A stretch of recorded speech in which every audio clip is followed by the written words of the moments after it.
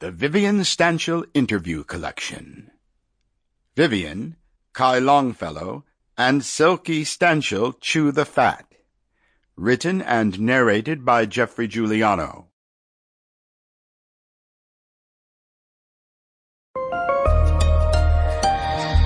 Icon Audio Arts.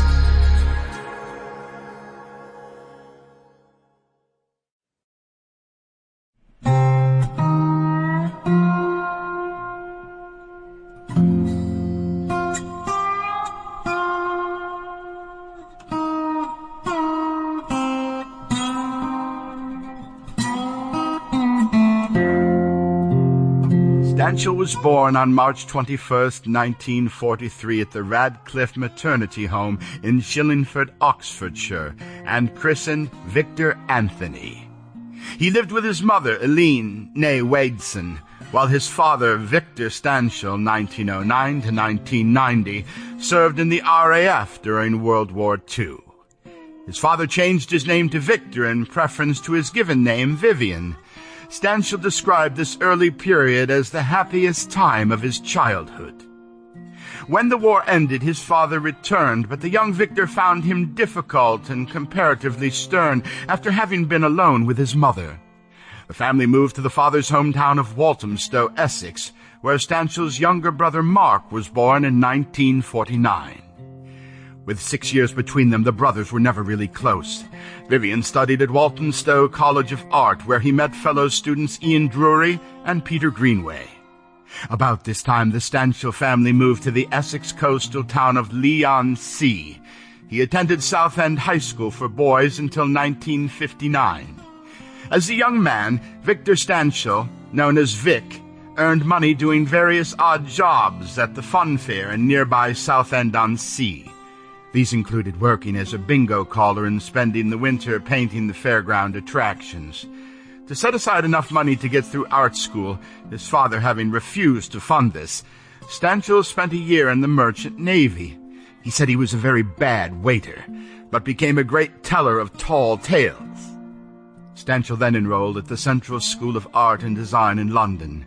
He joined fellow students in forming a band, including Rodney Slater, Roger Ruskin-Spear, and Neil Innes, who was studying art at Goldsmiths College.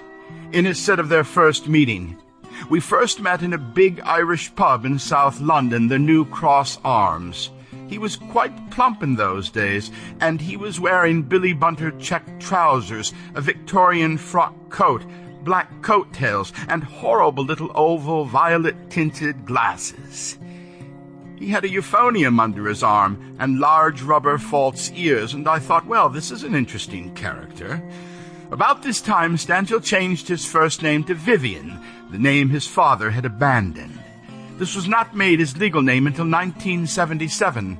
Those who knew him from his student days continued to call him Vic. The Bonzo Dog Band was named after a word game that Stanshall played with co-founder Rodney Slater, in which they cut up sentences and juxtaposed fragments to form new ones. Bonzo, Dog, Dada was one result, which they liked. The band initially performed under this name, but grew tired of explaining what Dada meant, and so it became the Bonzo Dog Doo-Dah Band, Doo-Dah being a quaint expression that both Rodney's mother and Vivian used to describe everyday objects. Later the name was shortened to the Bonzo Dog Band, or just the Bonzos. Much of the band's original repertoire was based on comedic reworkings of songs from the 1920s and 30s, found on old 78 records bought for a pence from the local flea markets. For a while the band operated semi-professionally, playing local pubs and the college circuit. After acquiring a manager, they went full-time and were booked on the working men's club circuit, mainly in the north of England. The band dominated their lives as they frequently traveled to low-paying gigs in an old van crammed with any number of musical instruments, an assortment of props, and prop robots. In 1967, they appeared in the Beatles' Magical Mystery Tour television special, where they played Stanshall's Death Cab for Cutie during the strip club scene. The appearance led to a spot as the house band on Do Not Adjust Your Set, a weekly children's television review show that was also notable for early appearances by most of the Monty Python.